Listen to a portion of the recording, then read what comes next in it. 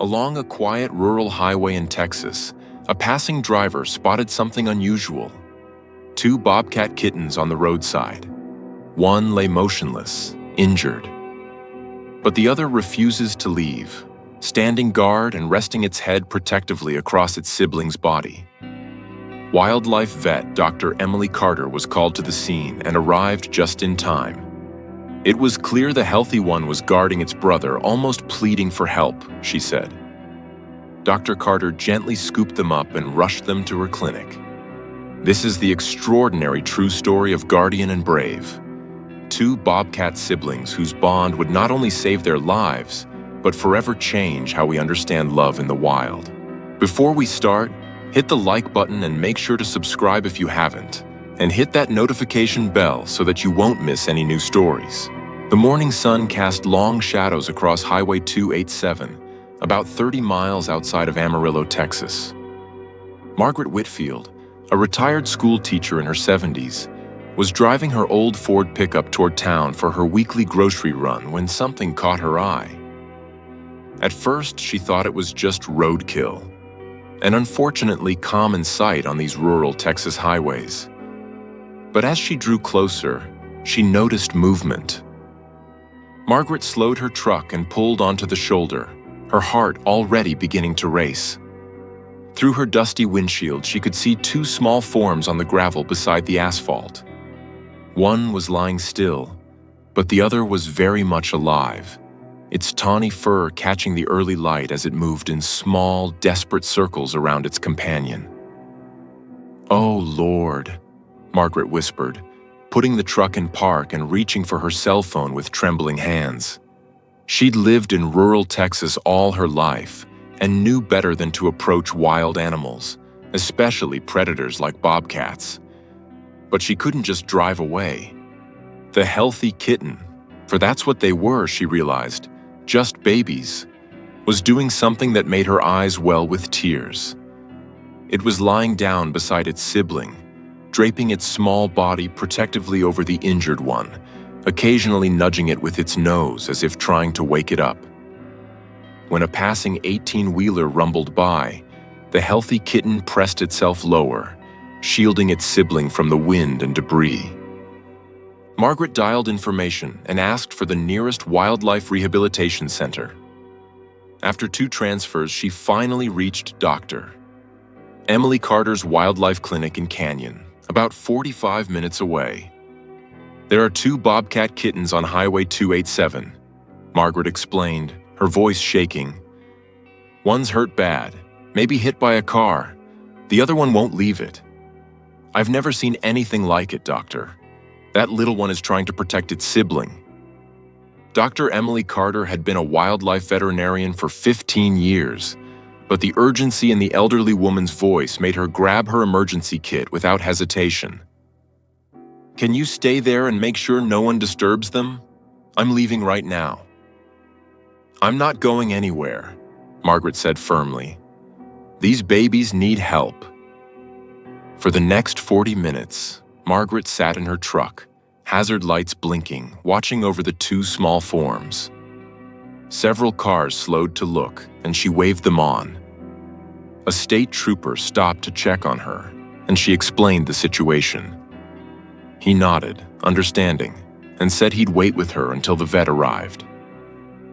"Never seen a bobcat do that," Officer Daniel Reeves said, leaning against Margaret's truck and watching the kittens through binoculars. "Usually they're solitary creatures, even siblings separate pretty young. These 2 are different," Margaret said softly. "That healthy one hasn't moved more than a few inches from its sibling this whole time. Keeps licking its face like it's trying to comfort it." When Dr. Carter's white van finally appeared on the horizon, both Margaret and Officer Reeves felt a surge of relief. The veterinarian, a woman in her early 40s with kind eyes and steady hands, quickly assessed the situation from a distance before approaching with a carrier and thick gloves. "Hey there, little ones," Emily spoke in a soft, soothing voice as she slowly approached. The healthy kitten raised its head, yellow eyes wide with fear and defiance. It made a small hissing sound but didn't flee. Instead, it pressed itself more firmly against its sibling. "It's okay, sweetheart," Emily continued, moving with practiced calm. "I'm here to help." What happened next would stay with everyone present for the rest of their lives. As Emily reached for the injured kitten, the healthy one didn't attack or run. Instead, it made a sound, not quite a meow, not quite a cry, that was unmistakably pleading. It looked directly at Emily, then at its sibling, then back at Emily as if saying, "Please, help us." Emily gently scooped up the injured kitten first, quickly examining it. The little one was unconscious but breathing, with an obviously fractured rear leg and some road rash. As she placed it carefully in the carrier, the healthy kitten followed every movement with intense focus. "Come on, brave one," Emily said, reaching for the second kitten. "You can come too. I promise I'll take care of both of you." The healthy kitten allowed itself to be picked up without resistance, immediately trying to crawl toward its sibling in the carrier. Emily placed them together, and the healthy one immediately curled around the injured one, resuming its protective position. "I've never seen anything like it," Officer Reeves said, shaking his head in amazement. "Neither have I," Emily admitted, securing the carrier in her van. "And I've been doing this for 15 years. Margaret wiped tears from her cheeks. "You'll call me? Let me know how they're doing?" "Of course," Emily promised, taking down Margaret's number. "You probably saved both their lives by calling when you did." The drive back to the clinic was tense. Emily could hear the healthy kitten making soft chirping sounds to its sibling, and she pressed a little harder on the accelerator. At her clinic, she immediately took both kittens into the examination room. The injured kitten, a male, she determined, had a fractured tibia, multiple abrasions, and a mild concussion. The healthy one, a female, was completely uninjured but severely dehydrated and underweight. Both were about 4 months old, just at the age when bobcat siblings would typically begin to separate in the wild. "But you two aren't typical, are you?" Emily murmured as she prepared the male for surgery. The female kitten watched every move with those intense yellow eyes. When Emily had to separate them to take the male into surgery, the female began crying, a heartbreaking sound that echoed through the clinic. Emily's veterinary assistant, Jake Morrison, a young man fresh out of school, stayed with the female, trying to comfort her. "She won't eat," Jake reported an hour into the surgery. "Won't drink either, just sits at the edge of the cage staring at the door." The surgery went well. Emily managed to pin the fractured bone, clean and stitch the wounds, and start the male on antibiotics and pain medication. When she brought him back, still unconscious from the anesthesia, and placed him in the recovery cage, the female immediately rushed to him, sniffing him all over before curling up against him, purring loudly. "That's when I knew," Emily would later tell people. "These two weren't just siblings. They were bonded in a way I'd never seen in wild animals." Over the next few days, the male kitten, whom Jake had started calling Brave and the female Guardian, slowly recovered. Guardian never left his side except to eat and use the litter box, and even then, she would cry until she could return to him. When Brave finally opened his eyes 3 days after the accident, the first thing he saw was his sister's face, and he immediately began purring despite the pain he must have been feeling. Emily found herself spending more and more time with the pair, fascinated by their bond. She'd cared for hundreds of wild animals over the years, always with the goal of releasing them back to the wild. But these two presented a unique challenge. "They're too humanized now," she explained to Jake one evening as they watched the kittens play. Brave's leg was healing well, and he'd started putting weight on it. "Guardian let us handle her to save her brother.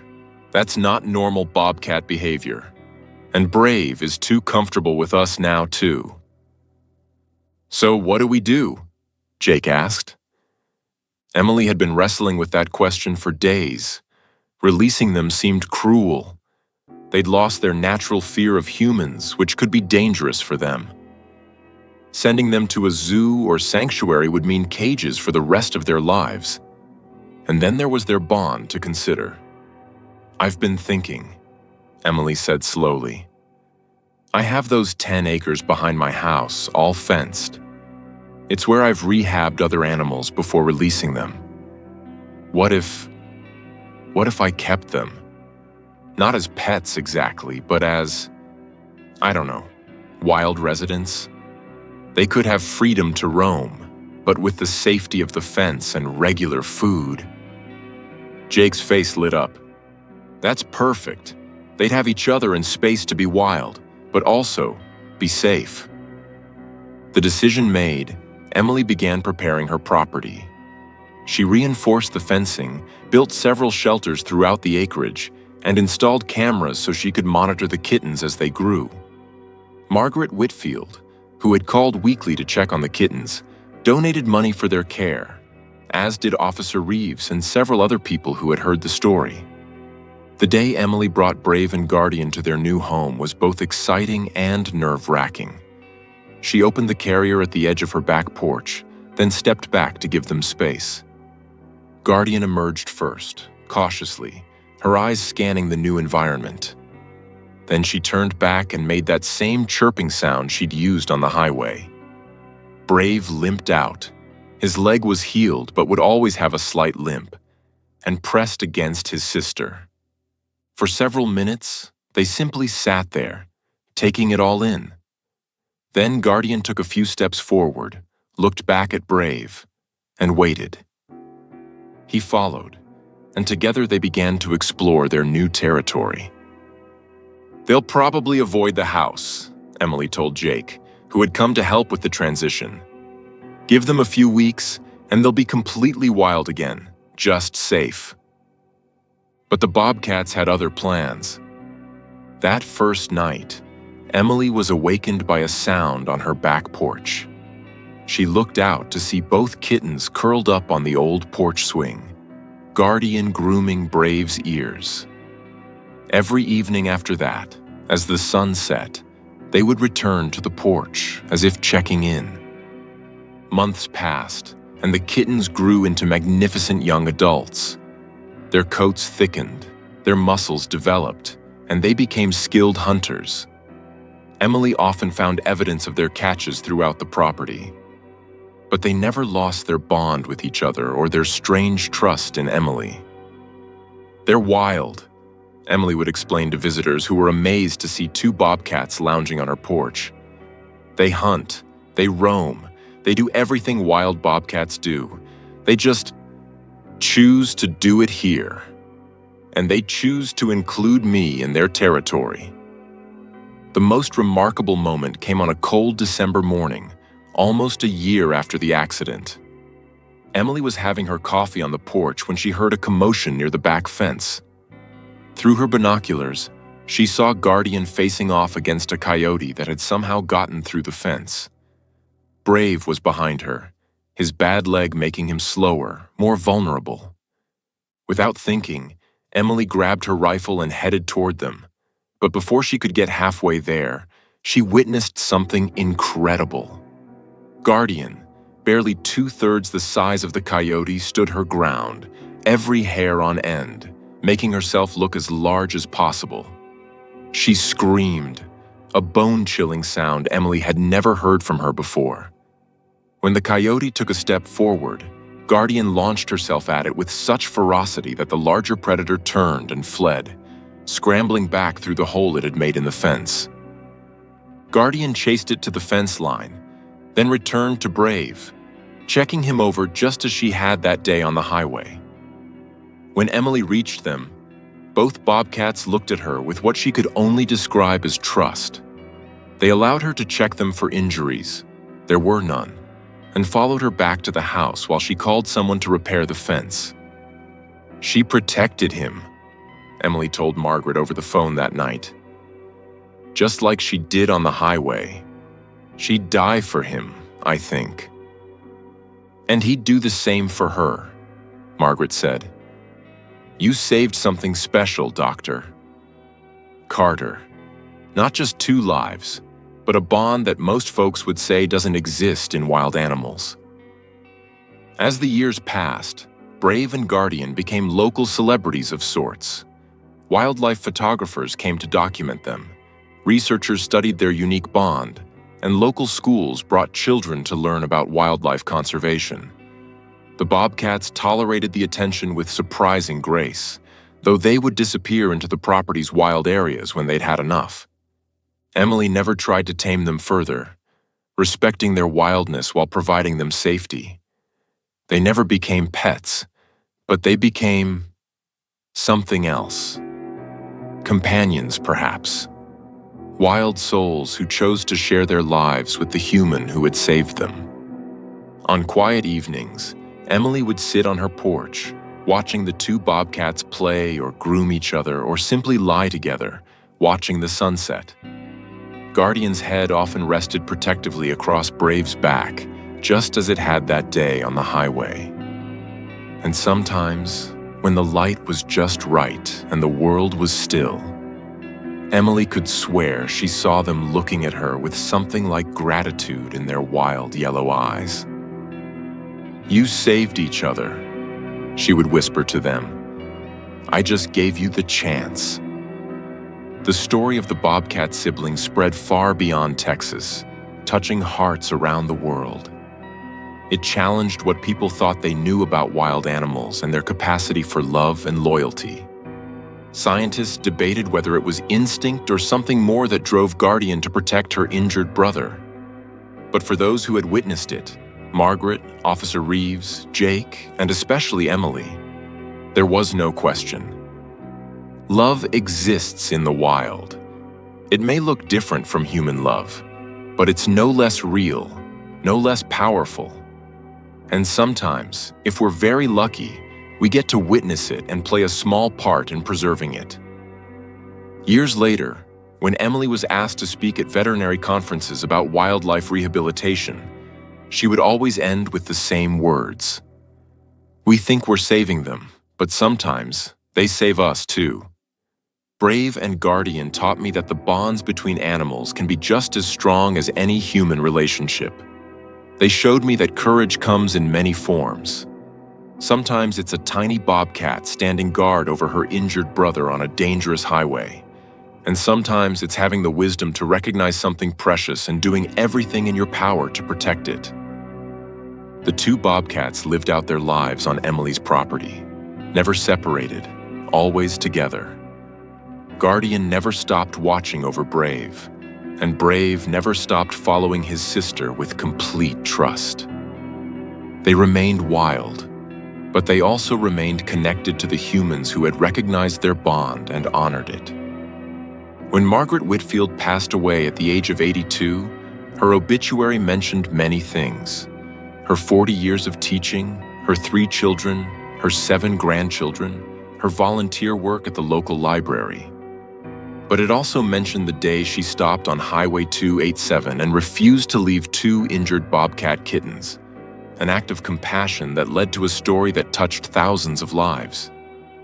Officer Reeves, now a captain, still tells the story to new recruits, using it as an example of how sometimes protecting and serving extends beyond human citizens. Jake Morrison went on to open his own wildlife rehabilitation center, inspired by what he'd witnessed with Brave and Guardian. And Emily? She continues to care for wildlife, but she's never encountered another pair quite like Brave and Guardian. They remain unique in her experience, a testament to the mysteries of the natural world and the bonds that can form between the most unlikely souls. On her porch, the old swing still creaks in the wind, and sometimes, on quiet mornings, Emily still expects to see 2 forms curled up there, one protectively draped over the other, wild hearts beating in perfect synchronization, proof that love knows no boundaries, Not species, not instinct, not even the divide between wild and civilized. The Bobcat's story reminds us all that in a world that often seems harsh and unforgiving, acts of love and loyalty exist everywhere, even on a dusty Texas highway where a small guardian angel in fur refused to abandon the one she loved most. It's a reminder that we all have the capacity to be guardians for those who need us, and that sometimes the smallest acts of refusing to give up can lead to the most extraordinary outcomes. And in the end, that's what matters most. Not that we fully understand the depth of the bond between brave and guardian, but that we recognized it, honored it, and gave it the chance to flourish. In doing so, we proved that humanity at its best can be a guardian too, protecting the precious and irreplaceable bonds that make life worth living, whether they exist between humans or in the wild hearts of two bobcat siblings who refuse to let go of each other.